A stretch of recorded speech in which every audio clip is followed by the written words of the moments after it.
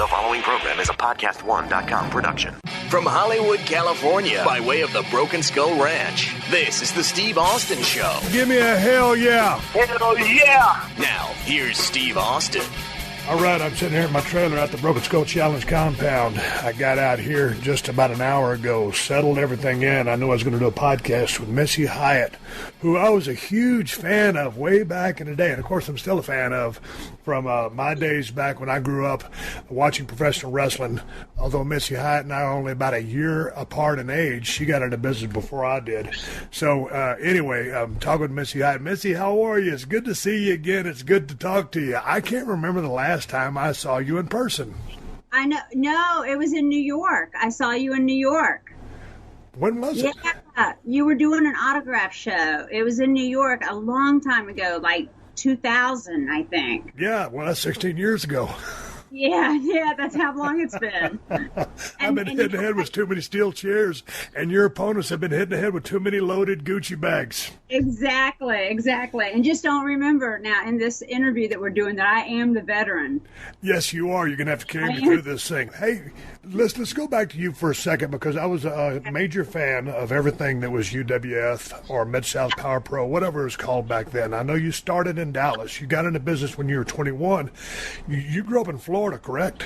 Yes, I grew up in Tallahassee. Did you always watch pro wrestling? How did you get turned on to the business?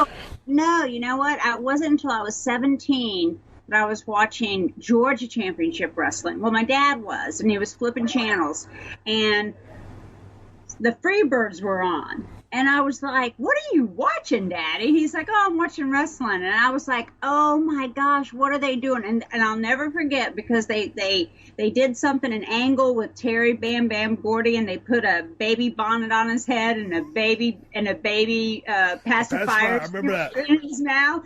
And he was running around and just squealing. And I thought it was the biggest hoot in the world. And I was like, oh, my gosh, that's what I want to do. I want to do that. I want to be involved in that, and then I started watching it and just became a fan. And it was like, that was it. I got the bug. The bug bit me. The Freebirds bit me. Okay, so you were down in Florida. So how did you end up getting into business? Because your first stop was in World Class, correct? Right. Well, I moved to Atlanta, and I met John Tatum. Okay. I had dated Jake Roberts previously to that, but I had met Johnny, and then Johnny went to work for Jim Crockett for a little while, and he worked there. And then after Jim Crockett, he went to work for World Class, and I went with him when he moved to Dallas. Hey, that's a blast from the past when you bring up John Tatum's name, because, man, I used to, when I was playing football at North Texas State University, and John came through the territory, and, he was a hot heel. He was a good worker, good-looking guy. Yeah. And he had a ton of heat on him. Of course, I hated his guts. And but I just remember him from the Dallas days. Facial expressions. Absolutely, he did. He was so good at the facial expressions. He was like big crybaby, and he was so great. So what did he go to? Who was booking at the time? Was it Fritz?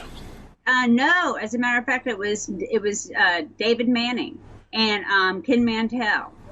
So how did they pitch you? Say, hey, you know what? I was just there. I mean, and they saw me backstage, and David Manning was like, hey, we need a valet to go up.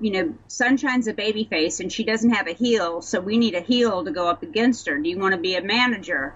And I was like, yeah, sure. I'll do that. What do I got to do? And they just go out and hit Sunshine with a purse and do it like that. And I was just like, okay, I'll do it. I'd signed up to go to college, and I up there in Denton, and I never made it to college. Never made it. So tell me about your introduction into the business, because you start watching in Florida at 17, and all of a sudden you're in the business, that you decided that that's what you wanted to do. Now, Sunshine was there. You were going to go on in a year or two and start feuding your very famous feud with Dark Journey. But, man, other than, the women wrestlers from back in the day who paved the way and to the women's scene that's going on now, it was such a male-dominated industry back then, and now here you are, totally, green as grass. So what was the attitude towards you from the boys? From the boys, they were really nice to me. I mean, I used to go in, there was no two dressing rooms. There was always, the heel dressing room and the face dressing room. But Johnny would take a chair and I'd put it in the corner and I'd face the corner and read a book, because I thought it was really disrespectful to be in the dressing room and seeing guys changing and farting and doing whatever they do, locker room stuff. Yeah, locker room stuff. And so I used to just sit there and do it. But I remember, like, the first few times that I would come in, they'd go, kayfabe, kayfabe. And I'm like, my name's not Kay, it's Missy. Well, they're trying to kayfabe you just because you were so green, and maybe they didn't know how long you would last, and so they didn't want to smarten you up to all the trade secrets of the day. Exactly. And I'll never forget John Tatum and Johnny and Michael Hayes were trying to teach me carnage going down the road at UWF, trying to teach me. And I still haven't ever mastered it either. And it's like, I talk it too slow or something, or I don't know. I can understand a little bit of it, but talking it. I was never a guy who really gravitated towards the whole use the kayfabe language thing. Now, yeah, I could say the arbitrary word here or there, but it's not something I thrived on. But that being said, it's like, now that I've been so far removed from the business, I retired in 2003, and I kind of still, my inner circle of friends, they know my lingo, and I don't talk in carny, but I'll say kayfabe. They know what kayfabe means. They know what shoot means. Mm-hmm. You know, if I say no, like politically, if I'm watching something, man, that's a work. Do you still use those words today in your life? Words. My best friend, she never really watched wrestling at all, and we go to reenact. I do World War II and Civil War reenacting. I'm a living historian, and we'll go and she'll see somebody dressed in something that's not correct, and she's like, "Oh, kayfabe," like that to me.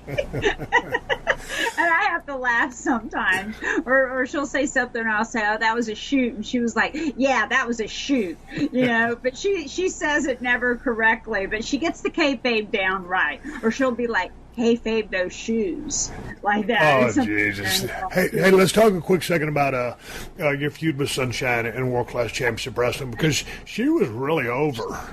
And she had been in the business quite some time before you, and of course that territory had been on fire. So what was her attitude towards you? Obviously she needs an adversary. You're the perfect foil. But how did y'all get along? And did she help smarten you up as far as the work aspect of it? How to do this? How to do that? Like for instance, grabbing your head, and seemingly pulling every hair out, but holding on your hands.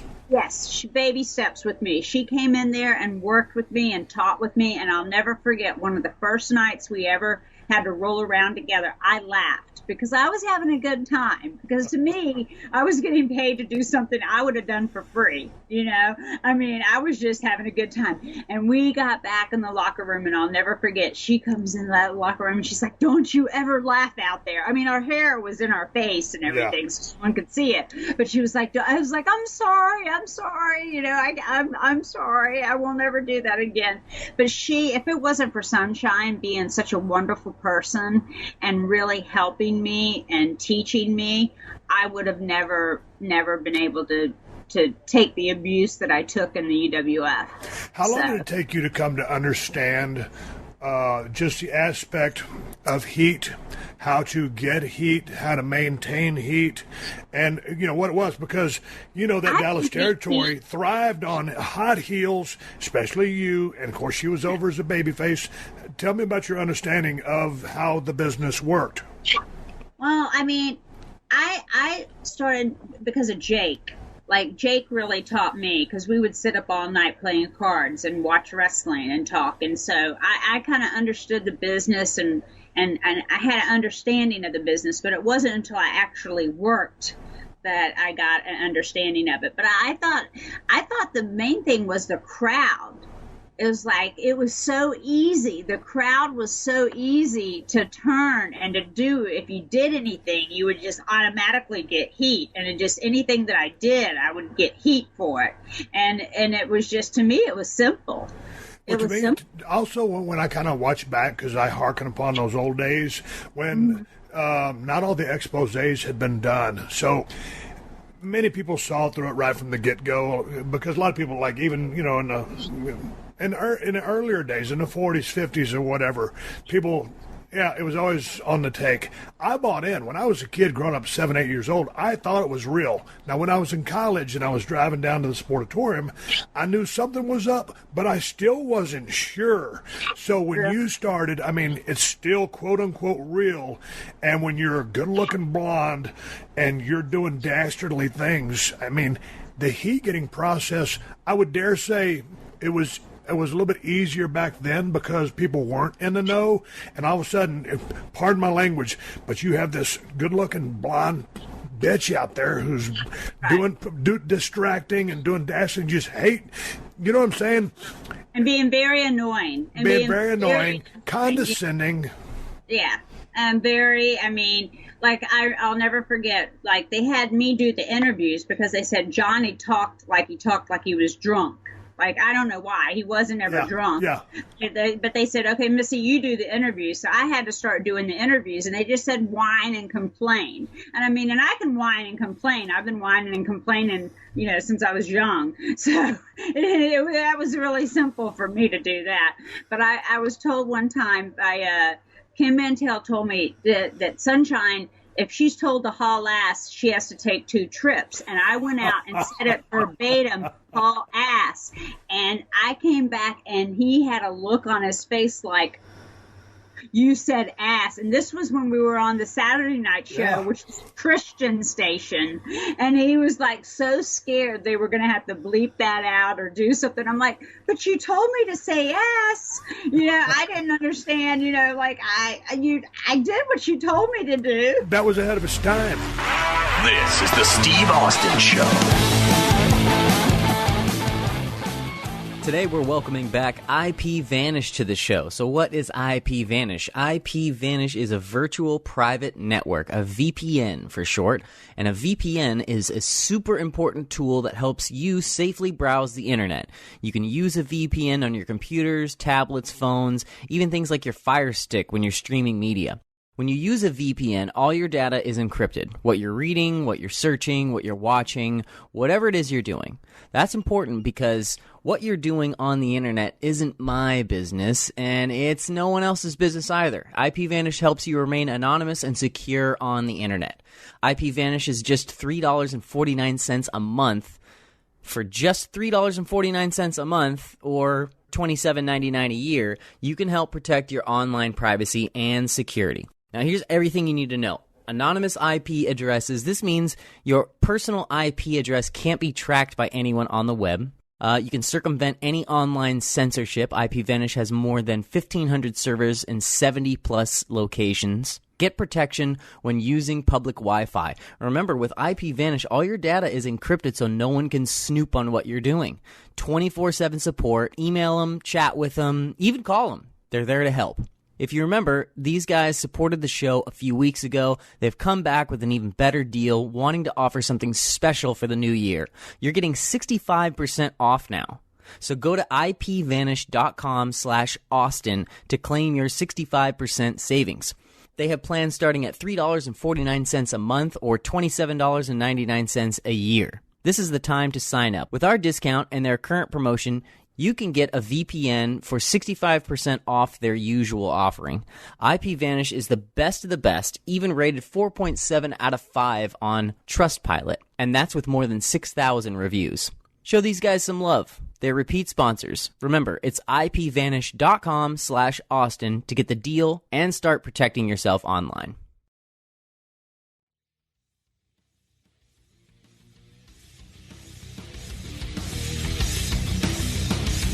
Here's a question for you. Okay. You came in as your real name is Melissa Hyatt, so your nickname has probably always been Missy, correct? Yeah. Okay, so when I tell people, and from back in the day I was Steve Williams and turned into Steve Austin, Stone Cold, but finally when I was able to dial in the character of Stone Cold after being the Stunning Steve, the Ringmaster and all that, really Stone Cold was me turned up to an 11. Would you say the same thing about Missy? Your character, Missy Hyatt? Oh, yeah, definitely. But were you a whiner and complainer growing up? Because if you're coming from Florida, I just picture you as being like a pretty tough chick, like, maybe Or were you a powder puff? I mean, what? Yeah, I was a powder puff. I mean, my dad. I mean, I wrecked a lot of cars. My dad bought me a lot of cars. I was spoiled, kind of growing up, so I guess I was a whiner. Were you a wild child coming up through junior high school? Yeah, pretty much. I mean, I was the geek though in school. Like, I didn't have cool clothes. I was more of a geek in school. But I mean, I did wild things. Like I had a fake ID and would go to bars and go out and have, fun times. But what kind of grades did you make? Because you've always been very intelligent. I made C's. I made C's and B's probably. I just skated through. It wasn't until later on when I went to college that I really put myself, into the zone, because I wasn't prepared to go to college when I was like 17 or 18 when I graduated high school. I was ready. I wanted to get into wrestling. I didn't want to go to college. Well, at what point in time did you decide, hey, man, this has all been fine and dandy, but I need to get my ass in college and decide to go?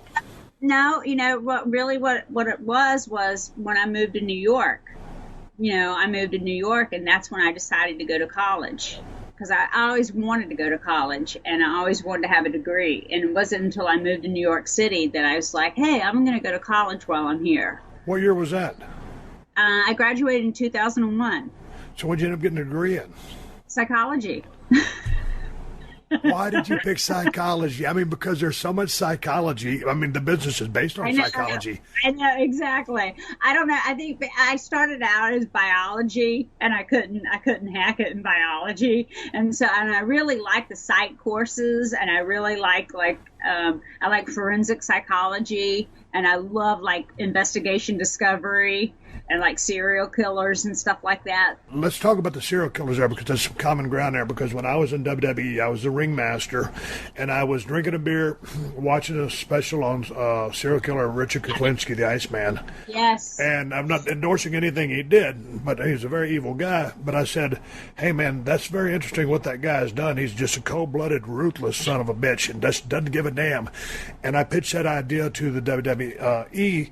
And anyway, that's how I became Stone Cold Steve Austin. And of course, I've read, the Henry Lee Lucas books. All that stuff has been somewhat. I remember going to Jeffrey Dahmer's apartment in Milwaukee way back in the day when we were traveling through. Me and Jesse Ventura, we were there doing a pay-per-view, and we made the car driver take us by the apartment complex of Jeffrey Dahmer's. And Jesse got out, and we were looking in the dumpsters, and we're like, there's nothing going to be in there. But, we looked, but we went by his apartment, too. So what enticed you, or what interested you? I don't want to use the right. I want to make sure I use the right word, or don't want to use the wrong word. What we're just talking about. That just to me, people like that are so fucked up. It's very interesting to understand, and so many of them have no remorse or just detached. I just don't get it. It's like some of the people that I work with now is like, they're happy that they have food and stay in the shelter and, get their food stamps. They have their Obama phone, and they just have no sense of doing anything else, no sense of improving themselves or doing anything. They just going through life, just breathing. And I'm just, and you try to help them, and they don't, there's no helping. I want to go back to psychology, but I want to now go to Mid-South Power Pro UWF. What did you call it when you worked for Bill Watts? What was the name of the promotion back then? Because it changed. Oh, it was just UWF. Okay, and this when he was trying to make the next step to the big level. Yeah, he was trying to be the next. Well, that's what happens when we raided. Ken Mantell took everybody from World Class and went over to UWF. And that's when he was trying to be up against Crockett. So when you say we raided, was when you were already with Bill Watts? Well, no, when we were all with World Class and everybody left World Class and went to UWF. Ken Mantell took everybody, the Freebirds and everybody, and me and Johnny and Jack Victory, and took everyone. Well, that's a hell of a damn thing there. What was the strategy there? Was just because was it Fritz that was running the territory, or was the majority owner still alive? What was his name? I'm hitting myself in the head. Anyway, why did everybody make the exodus to UWF? I don't know. You know what? I really don't know. And I've had this talk with a friend of mine. And I said, if I would have known that us leaving would have killed the territory, I would have stayed, because Fritz treated me so well and gave me my start. And they just, I loved working there. And it was so easy, Friday night Sportatorium, Monday night Fort Worth, and close shows. We weren't on the road like we were in the UWF, and we didn't have to put up with bull like we had to put up in the UWF. And but he's like, no, but the territory, it died after that. I have a question for you about that, because okay, but let's put a break on the UWF. I got to go back to the Sportatorium, because you were there with so many battles.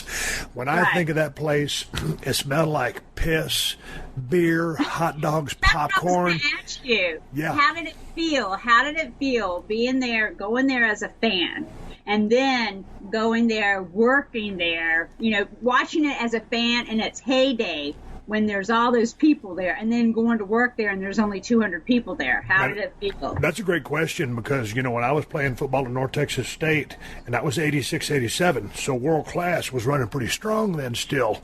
It was starting to fume out. It was going to fume out in 89.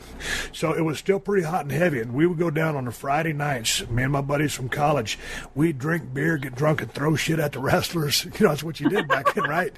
And so, a couple of years later, when I'm breaking in, and I'm taking the school there on the Saturday mornings after the TV taping. There I am in that building, and I couldn't believe it. I was like a kid in a candy store. And then finally, I started working. And when I first started working, I was just a young, good-looking baby face with long blonde hair. And P.Y. Chew High and all the hottie heels from Tennessee would come in and beat the shit out of me, try to get some heat on them. And right. I was a nobody, so I was just paying my dues. But then to finally start working out there, it was so fun back then, with that little string that ran down to the entranceway. And the Von Erichs, those Von Erich boys, when you used to watch them on TV, and you can vouch for this, because I don't think a lot of people understand how over those Von Erich boys were. They would get mugged. Yes. Girls would be hugging them, kissing them. They'd have about 4, 5, or 6 phone numbers written on paper in their trunks or in their hands. It was mayhem. And so, I went down there. Nobody gave a shit about me because I wasn't anybody. But it was awesome. Hey, what kind of man was Fritz to you? I never really got a chance to meet him. You never got a chance? Oh, he was wonderful to me. I'll never forget going up in his office when they wanted to hire me, and it was Fritz and Carrie and Kevin sitting in there. And they're like, okay, so we're going to hire you. What name were we going to use? And we were trying to figure out a name. And Johnny called me Missy, and they're like, well, let's just use your name, like that. And Fritz always paid. He paid really well. I mean, I never ever looked at my check and went, oh, I shouldn't have gotten paid that. Like we got paid really well. He paid us well. He was always, if he said something, he did it. He was an honest guy. He was a wonderful man. What was your take on the locker room there? Because I've heard tales from back in the day that was a pretty hairy locker room, just as far as just blow. I mean, some of the guys smoking pot. And this isn't one of those we're trying to bury everybody, but I heard it was a pretty wild dressing room by all accounts. It was pretty wild. Like Gino Hernandez was there, and Gino, would come in there with his Louis Vuitton, and dressed up, looking, sharp dressed man, and then you'd have Carrie come in, which would be funny, and he'd walk around, he'd shake everybody's hand, and about 15 minutes later, he'd go and do it again and shake everybody's hand. Okay, I got to ask you a question. Was that a rib or was that a shoot? Because I think it was a shoot. Okay, I think it was too, because when I first came in, when you first come in that front Sportatorium door, if you hang an immediate right, that's a janitor's closet. And when I first started doing the commercials for Chris Adams Wrestling School, they made me dress in there. And then finally, after a couple of months, they let me dress, in the dressing room to the left, where all the boys dressed, because I wasn't kayfabed anymore. And I walked in there, and Kevin said, "Hey, man, how you doing?" Kevin Von Erich. And I said, "I'm doing good." And then a couple of minutes later goes, "Hey, man, how are you?" He said, "Man, it's been a while. I haven't seen you in a long time. Man, we used to have some good matches together." And I said, "Kevin, I just met you for the first time a while ago." I said, "I'm just now starting." And he goes, "Oh, I'm sorry." And I thought it was ribbing me, but I think it was a shoot. Yeah, I think it was. Hey, how were here's the thing. I was going to work with Kerry one night because a lot of the top talent wasn't there. I'd only been in the territory or in the business less than 6 months, and I'm working on top in some of these little Dallas spot shows with either Kevin or Kerry. And, of course, it was literally a 5-minute match, literally. And it'd be something where I'd shine them with one high spot or they'd beat the shit out of me, and then all of a sudden I'd be in an iron claw. And I'd be out. But one time, iron claw. I'm really upset because I always wanted to get the iron claw.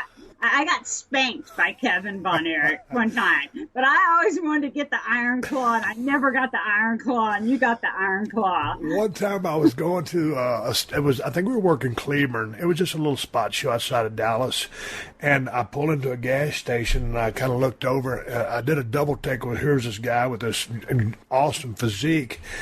And it was Kerry, and he was wearing his boots and his ring gear, and that's before he lost his foot.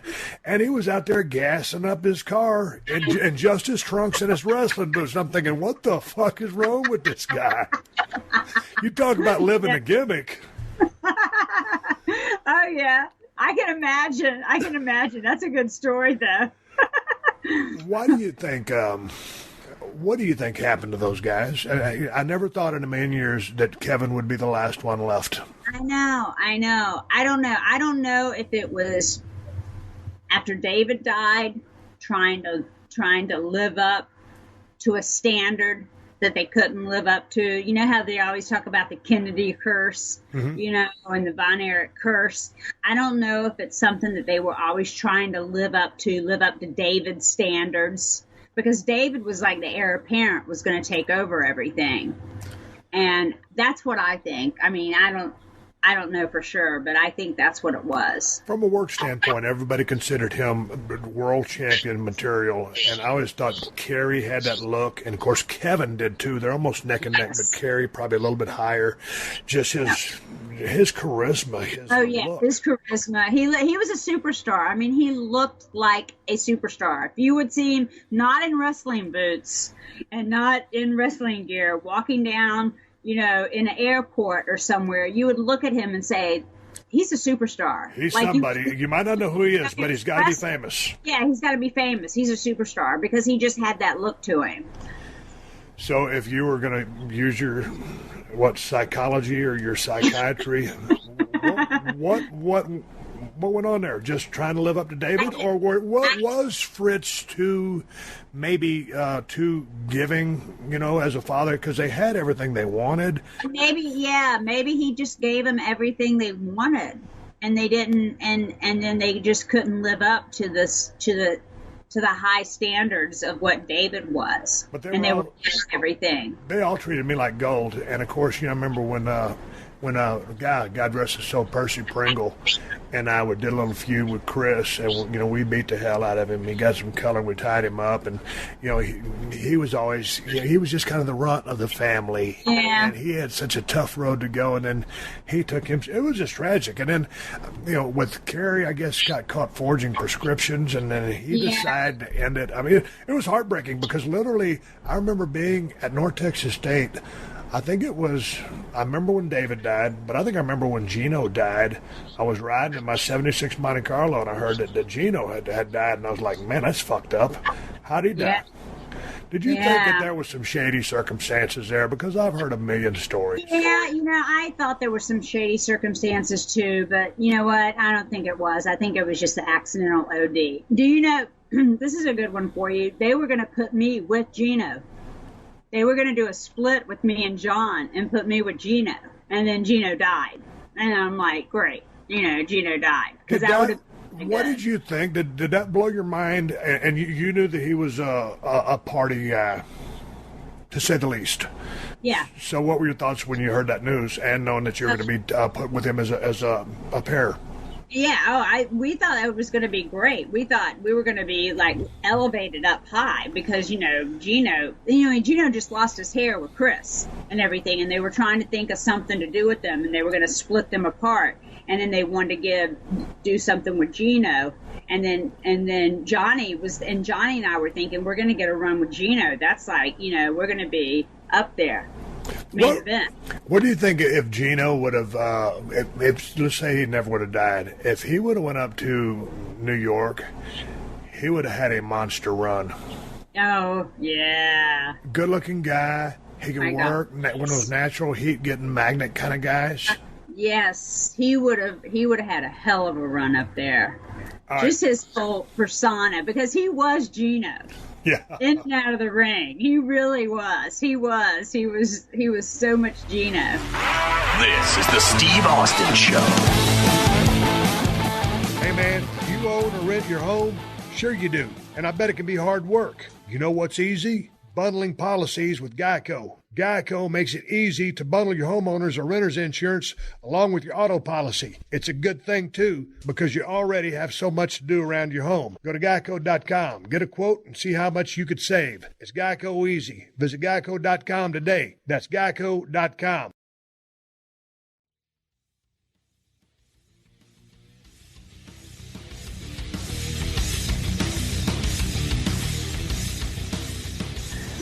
Hey, let's go to UWF. I got to ask you about working for Bill Watts. Okay. How was going from working with for Fritz Von Erich in that Dallas area where everybody was kind of taking care of you and sharing knowledge with you and bringing you up because you're green.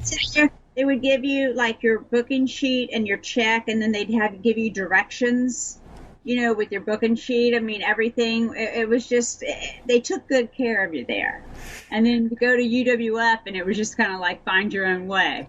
Well, to go back to the Dallas thing, because, I was coming in '89, and that part of the organization that was still there, and there you get a booking sheet, but it was like an 8x10, office, like an office paper, and It'd be a little grid. It was like a weekly grid. I don't even know if it was monthly, and because I didn't know, and it had the list of towns, and they said if you were on the card or not, and you're like, well, wow, I'm not on that card. I wonder what's wrong. And so here's a question for her. I'll only ask you one money question. Okay. When I broke in Dallas, Texas, my first match was with Frogman LeBlanc. It was in the Sportatorium. It was a television match, and I had no business being on TV because I was greener than shit. And so I wrestled Frogman LeBlanc, and I beat him with the flying clothesline. And when I went to Chris's office that went upstairs, and Chris had trained me, of course, so, I was representing the school. And all of a sudden, here comes Frogman. It's me, him, and Chris, and they're talking. He goes, I think you'll win with like a flying clothesline. That's my shitty English impression because I got my throat is killing me right now because I can't talk. So anyway, I go out there, and I won the match with the flying clothesline. Tony Falk was the referee. God bless him. He was trying to call spots for me because we were shitting the bed out there. My point is, for that match, I made $40. So I finally got my check I got my check like 1 or 2 weeks later, and I'm like, man, $40, that ain't very much money for being on TV. And then I talked to Jarrett when he bought the territory from Fritz Von Erich, and it became a USWA almost immediately, if it wasn't already he USWA. Was only paying the guys, what, $50 or $75? No, not me. I was making $15 and $20 a night. And that territory over there, there's not a round trip that's under 260 miles. Exactly. Memphis to Nashville is 400 miles round trip. So I was making $15 and $20 a night. So when you first started off in the business, just a house show, what were you making? My first check, I still have my first check. It was $50. $50 for a shot or a week? For one shot. My first time when I came out to hit Sunshine with the purse, it was $50. But I was making, in world class, probably between like $100 and $175 a night. That's damn good money back in the day. Yeah, and that was great money for 1985. Plus, absolutely. Johnny was making money. Johnny was making more than me, so we thought we were, great. And then when I went to UWF, then we got the contract. Got my first contract, and that was for $50,000. a year. Are you kidding me? Yeah, when I went to UWF. Jesus Christ, that's awesome money for... Yeah, that was great. But then Bill Watts would, if you did anything, he would fine you and take it out of you. And you would never, before we got the contract, it seems like we were making more money because he was paying us on the house. And like one of the houses were up and me and Dark Journey, and I ended up getting like a $400 paycheck for like Jackson, Mississippi. And then once I signed the contract to make the $50,000, then it was like $187.50 a night. Like he broke it down. And it was like, and you never would make over that. That wily veteran. Yes. Because here's the thing. Here's what I'm thinking.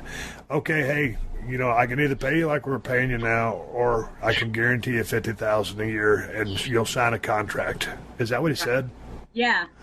So it sounds good when all of a sudden you hear the lump sum, and this is 85, 50 G's. Well, this was 86. This was 86. But in that zone, all I'm saying is you get that guaranteed money, and you're a wrestler or a valet or a personality, and you're making 50 G's. That's a shit pile of money. Yeah.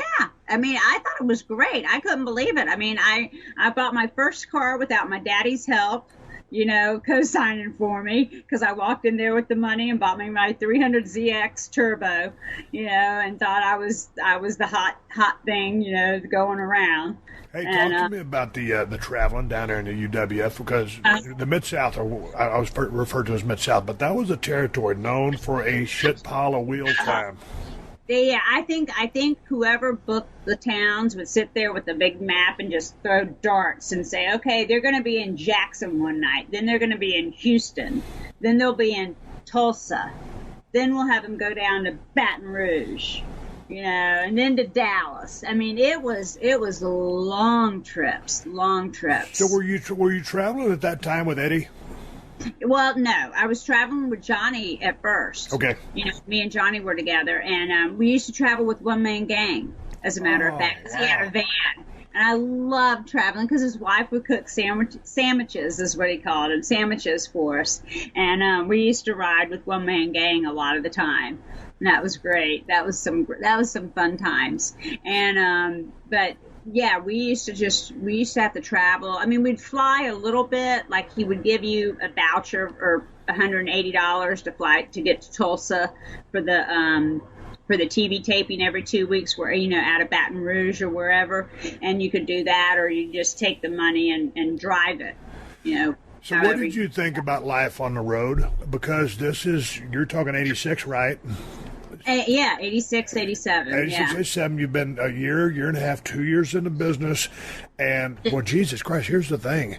You started when you're 21, so now you're 23.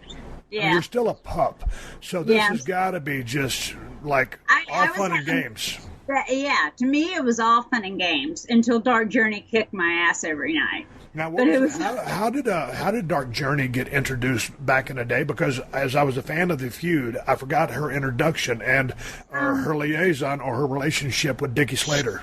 Yeah, she had a relationship with Dickie Slater, and Dickie brought her in, and then she ended up staying, and Dickie left. And so then they had her manage Missing Link. Yeah. The Missing Link, right. To go up against me. Okay, now, as you were feuding with Sunshine, she was taking you under her wing. Y'all had great chemistry, and now you go into UWF, and it's Dark Journey, and she's a pretty tough lady. Oh, my God. Let me tell you, she beat my ass every single night. I would go out because I could never, because I was always told, don't ever cry in the dressing room. Don't ever let them see you cry. So Who told you that? Johnny. Okay. Johnny and Michael Hayes. Because Michael Hayes, we used to travel with Michael a lot. Good 411. So, yeah. So they told me never let them see you cry, and I used to go out and just cry. Go get in the car and just cry because my knees hurt. I mean, she broke my thumb. She busted my nose. I mean, she would hear the crowd screaming, because it had so much heat and screaming, and she would just pound the living crap out of me. And I'll never forget call Fergie with laughing because my hair's going all, because I had a bald spot in the back of my head from her like pulling my hair out and everything. And like the boys used to come out to watch us because they like, the bitches are going to fight. You're going to watch because they're going to fight, you know. And I tried so many times going over to Jake's dad, Grizzly. Yeah, Grizzly's house, and trying to show her, look, when you grab me by my hair, I'm gonna grab your wrists. Now let me show you what to do. And it didn't matter. And we would do like, and back then, because the TV taping was every 2 weeks, we would do the same match in the towns around. Yeah. And so we'd have the same finish and the same match.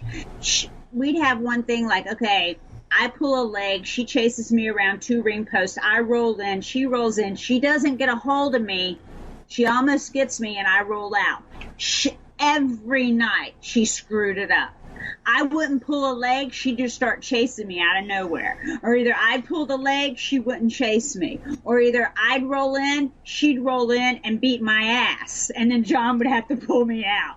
I mean, it was like, I don't understand this girl. What does she not get? Because, I mean, they used to come to me and they would just say, okay, this is what you're going to do, blah, blah, blah, blah. And they'd walk away. And then you'd have to know. I mean, you couldn't just go out there, you know, you'd have to know what your finish and know what the finish is. Damn right. And you couldn't have your head in your ass because all of a sudden something's going to happen. If you miss your cues, exactly. You're fucked. You got to know what the finish is, and you got to know when to go on cue, when to do stuff, you know. And this is back in the UWF now, the heels and faces were in separate dressing rooms. And so you had the referees running back and forth talking, and they used to talk in the ring. And, you know, you were told, you know, Ken would come to you and give you a finish, and that's it. I mean, he'd give you the finish and walk out of the room, and you'd have to have that. You'd have to know what you're doing when you go out there. And I don't understand that girl. She just would screw it up almost every night, and it was just like she beat me. But how was that? I want to get back to Dark Journey. How was that, you know, when you're green as grass, or, you know, when you came in Dallas, there's kind of a common area, but like you said, in UWF, just like Nashville Fairgrounds, babyface heels, totally different sides of the building. You cannot talk. It's referee. You say, hey, he's going to catch this on you. And go about 8 or 10 minutes or whatever.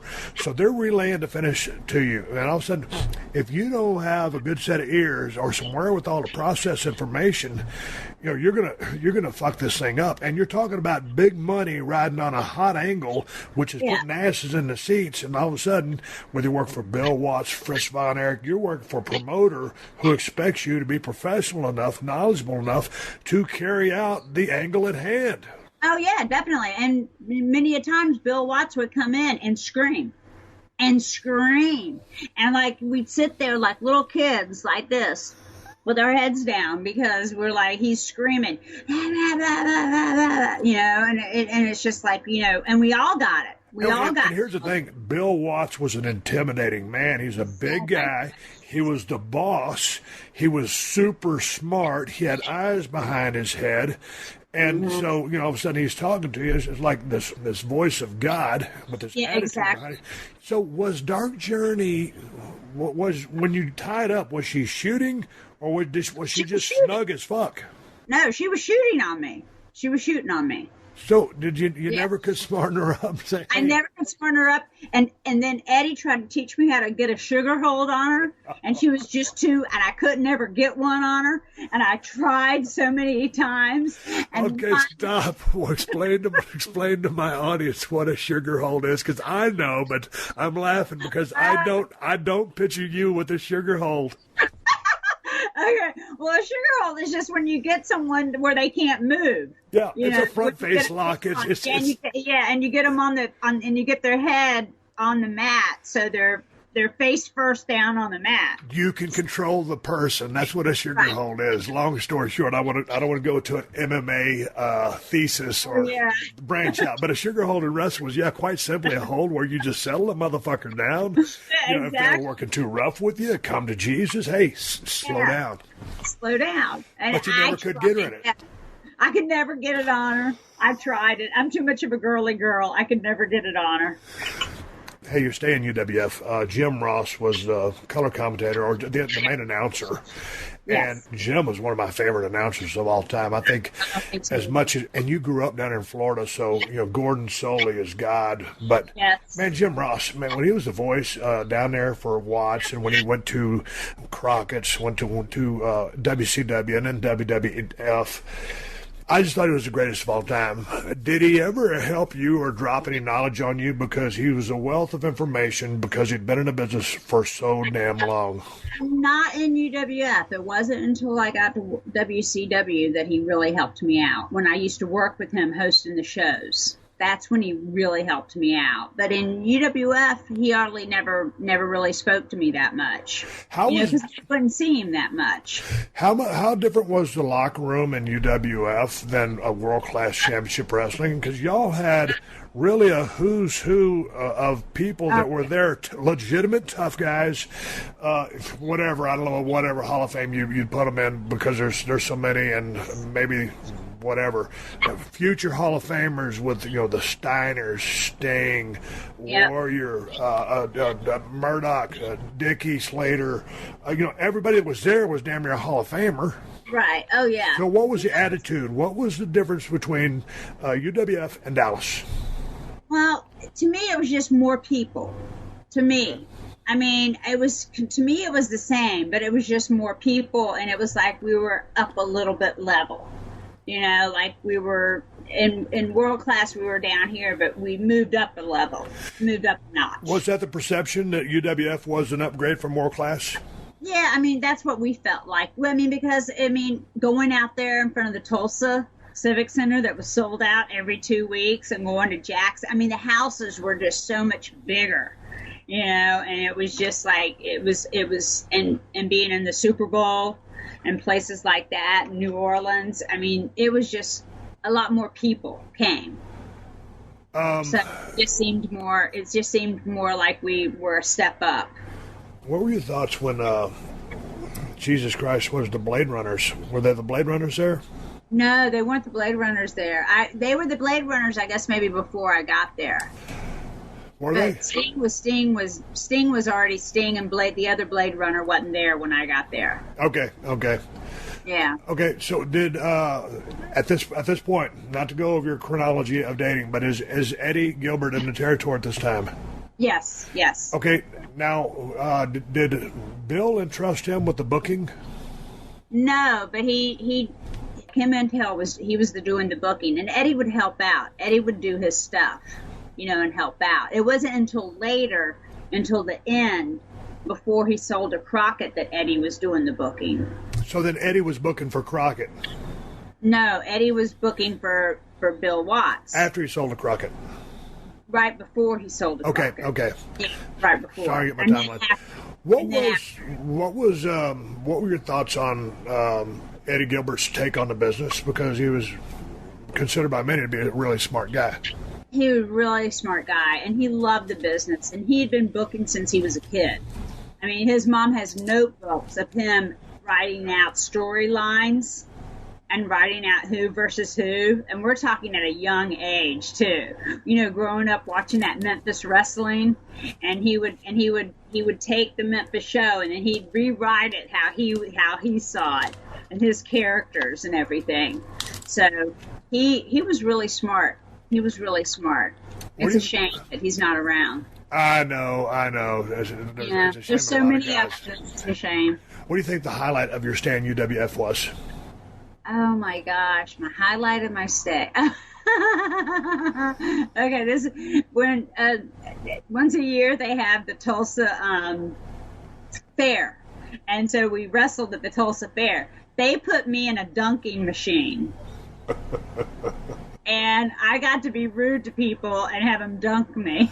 So you just insult people to get them to pay their $5 to throw 3 gimmicks at you, put you in the water.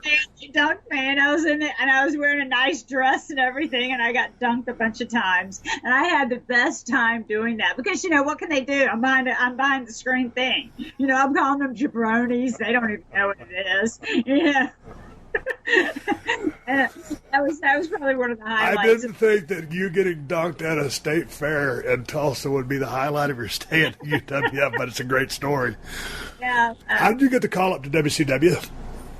Well, Eddie and I were in Continental. He was booking Continental.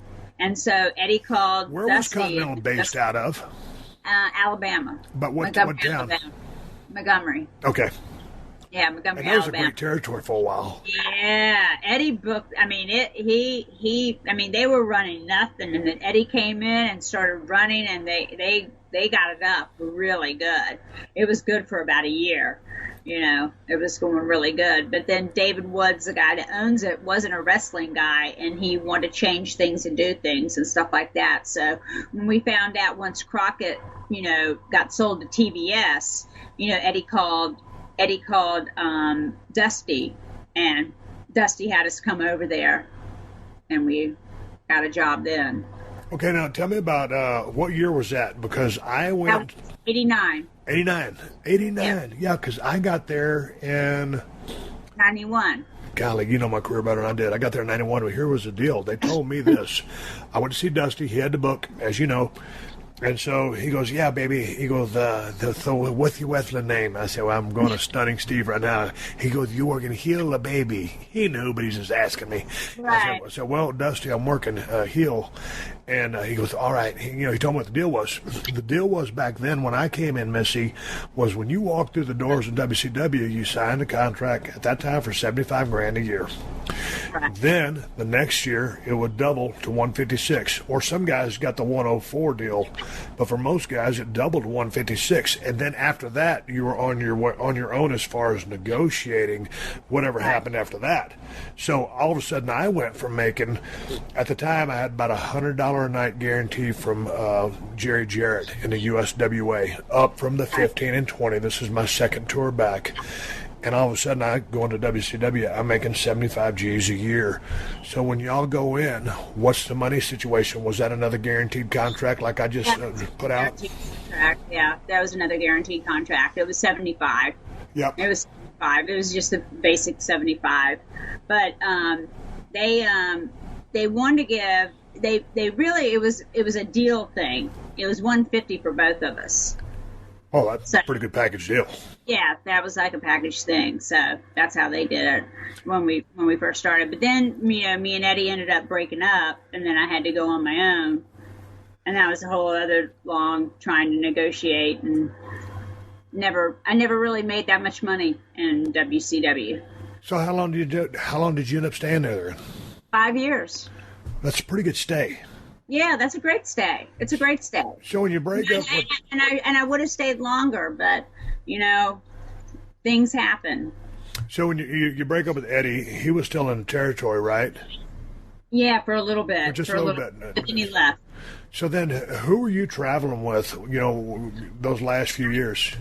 I didn't travel with anybody. I traveled by myself.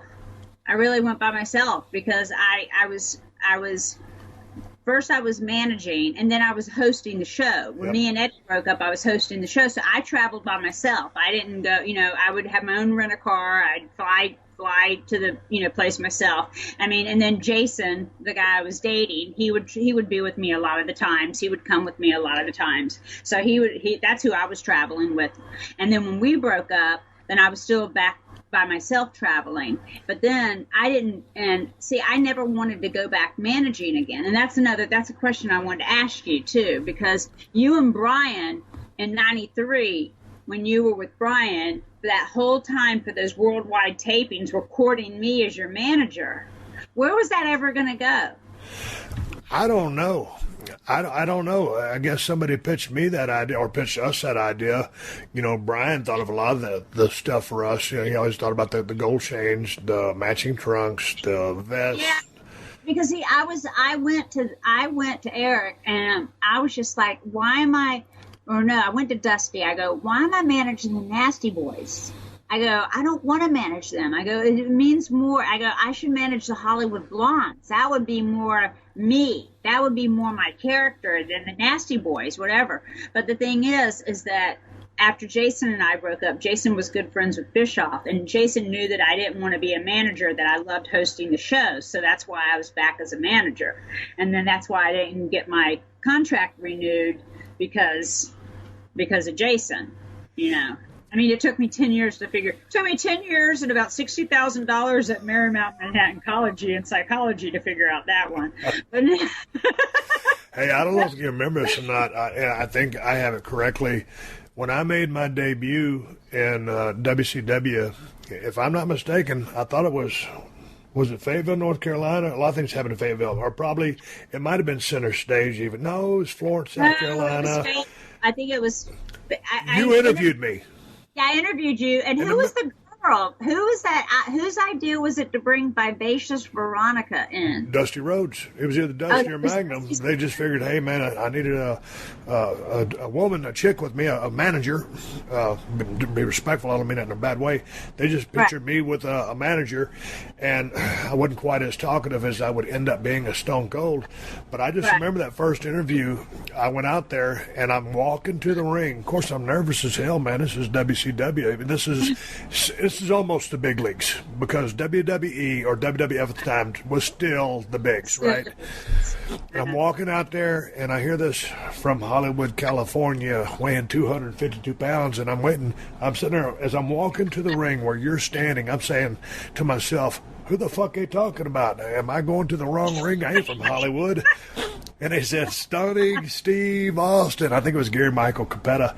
And I was like, what the fuck? How did they decide I was going to be from Hollywood, California arbitrarily without asking me a goddamn thing? So I know. And here's the thing, Missy. I went out there. I don't remember too much of the interview, but I went back, and I had a damn booger right on the inside edge of my nose.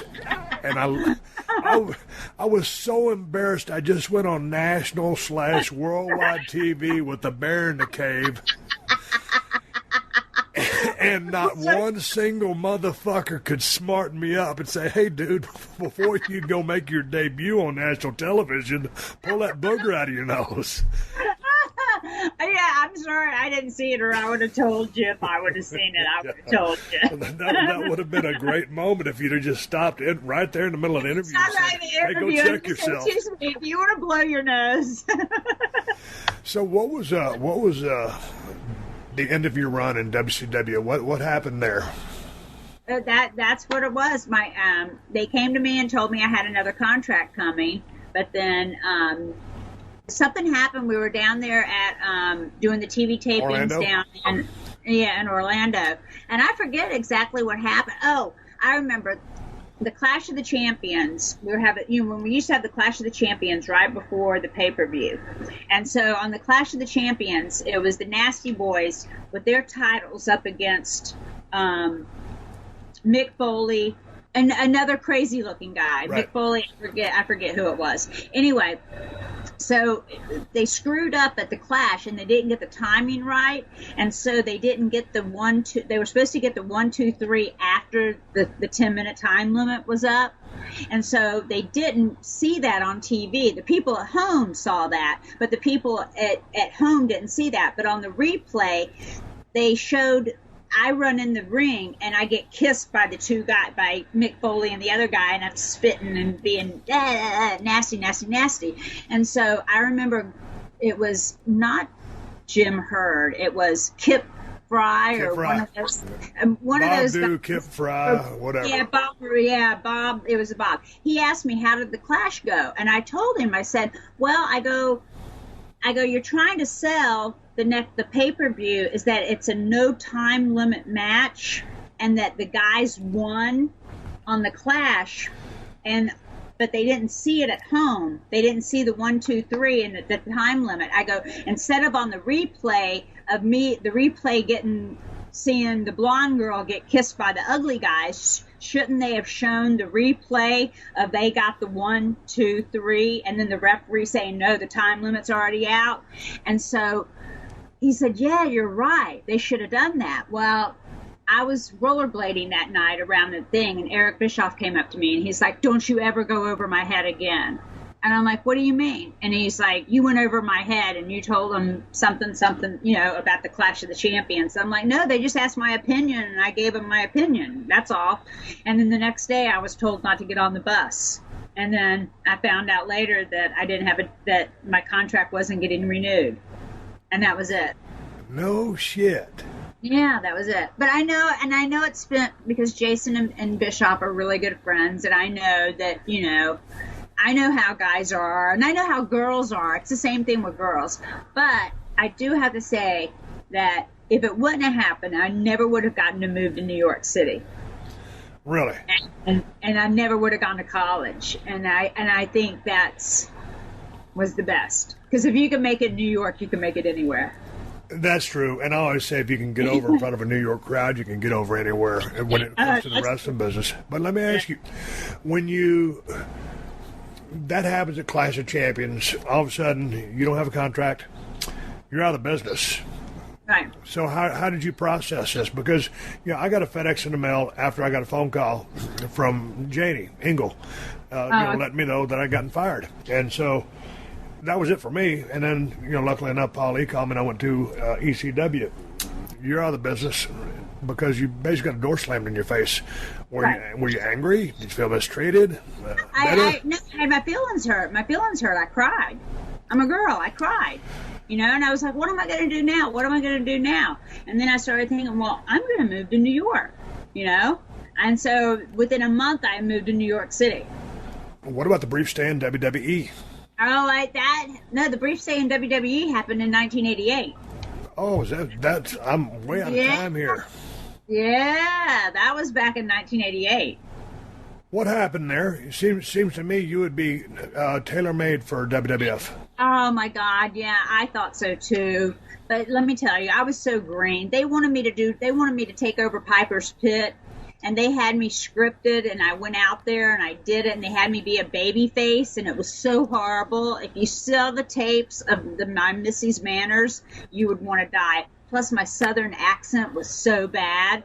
It was just like, hey, y'all. How y'all doing out there? I mean, it was I went back and before we talked, I watched some of those and I was like, wow, Missy's so much better than this because you are and because I know you and we've always talked and you've always done great promos when you have a promo to do. So I could tell that you were heavily scripted and like you said, you were green, but you weren't comfortable being, if they just said, hey, here's our main points, go do your thing.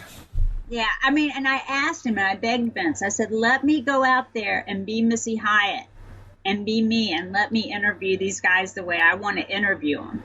I didn't even know on one of them to hand the microphone over. Yeah, it was. Yeah, there's a couple of awkward things there. And because I had never done the microphone thing, but I went and called Eddie, and Eddie said, no, don't do that. Come home. Dusty will give you a job. And so I did.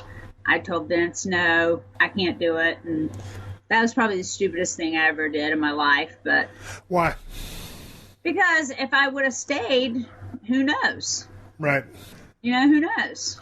Because, I mean, I'll never forget when I first met Jim Crockett. Jim Crockett just bought UWF, and I was going to WWE. And I walked up to Jim Crockett, and I go, hi, I'm Missy Hyatt. I want out of my contract. I'm going to WWE, and I'm going to get me a doll.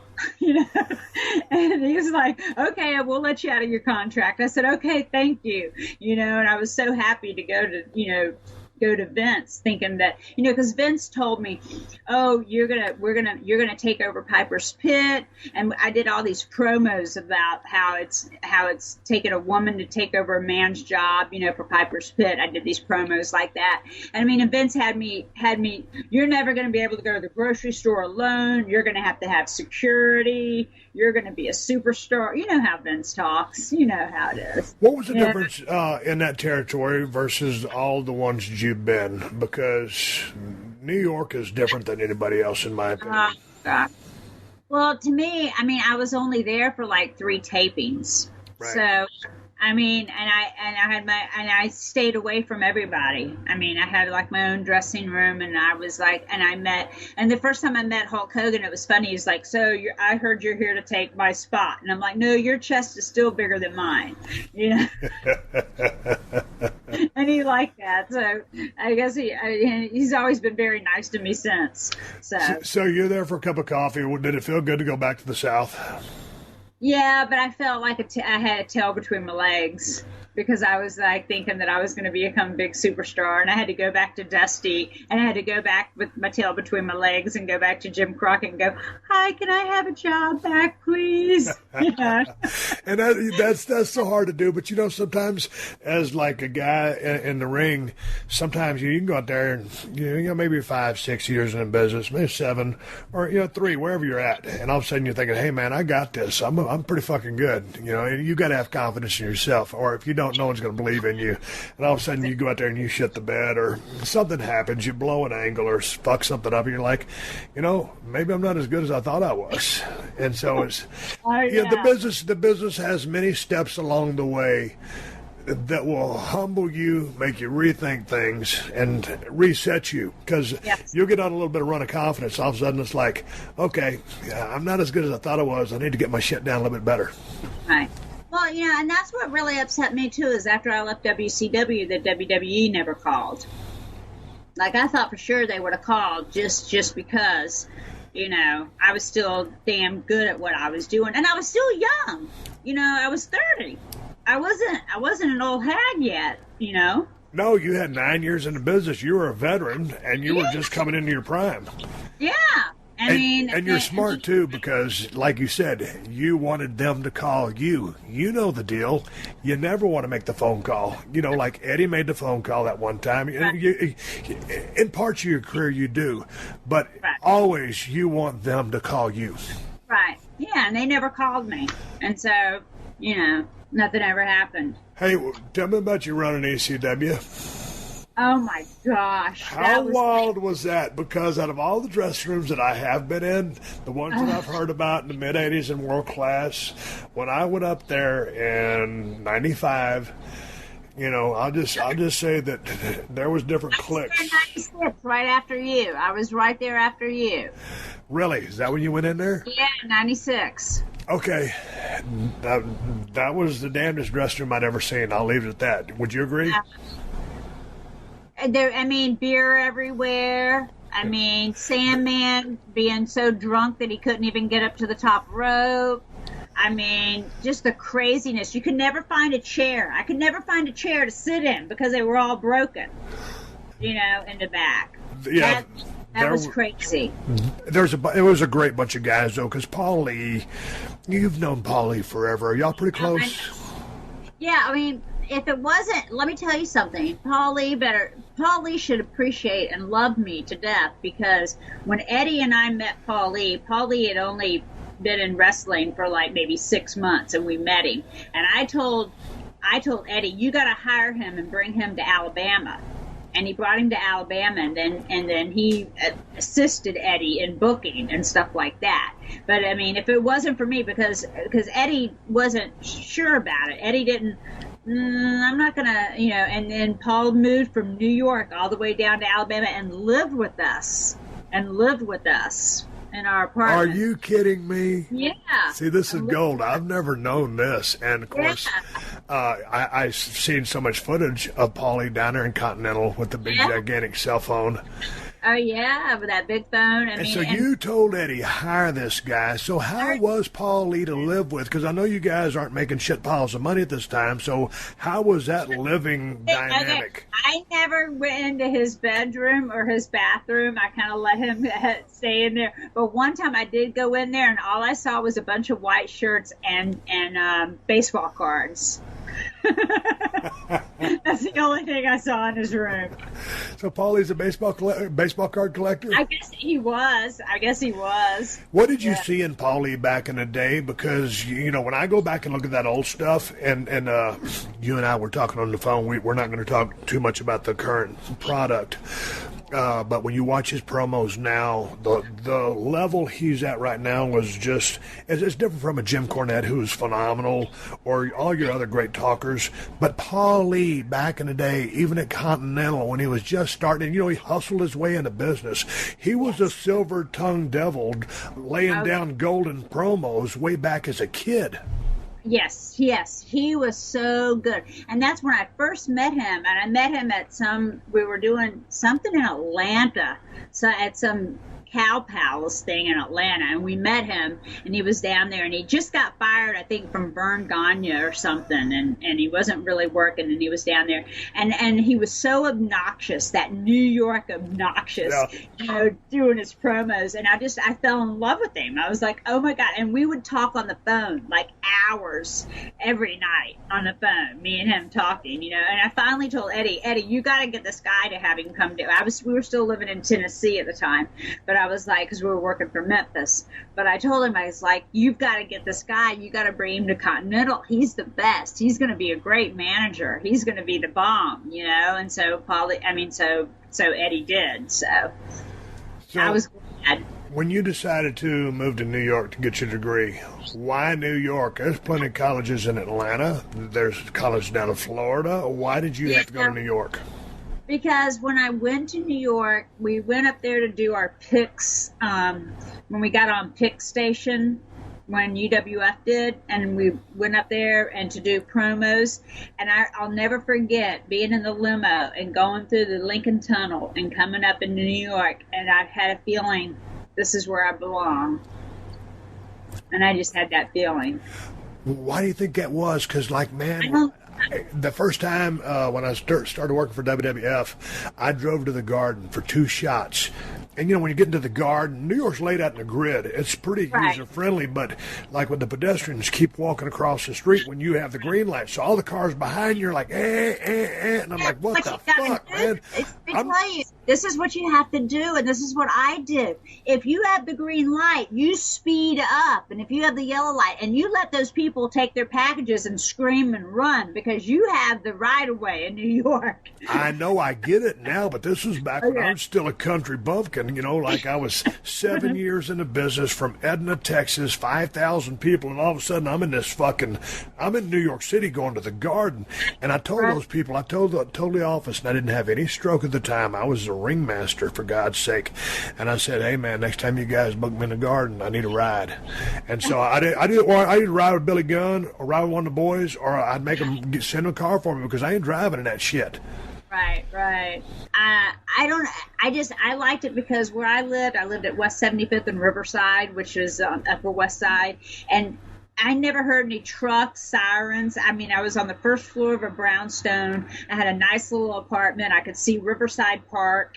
I mean, I could walk my dog. I was in the city, but I could go 2 blocks to Broadway and be in the middle of everything. But then I could go 2 blocks and just be to me, it was like a country street. How long did it take you to come down from New York to adjust back to life in Florida? Because without the hustle bustle, not the 24/7 pizza or whatever you want, New York is 24/7 anything. You know what? I pretty adjusted because, I adjust easy. I've lived so many different places. I've adjusted. Are you a homebody now, or are you still out on the town? Yeah. I'm a homebody. I don't go out very much. I work, and that's about it. And I do my reenacting. That's my only thing that I do that I like to do is my reenacting.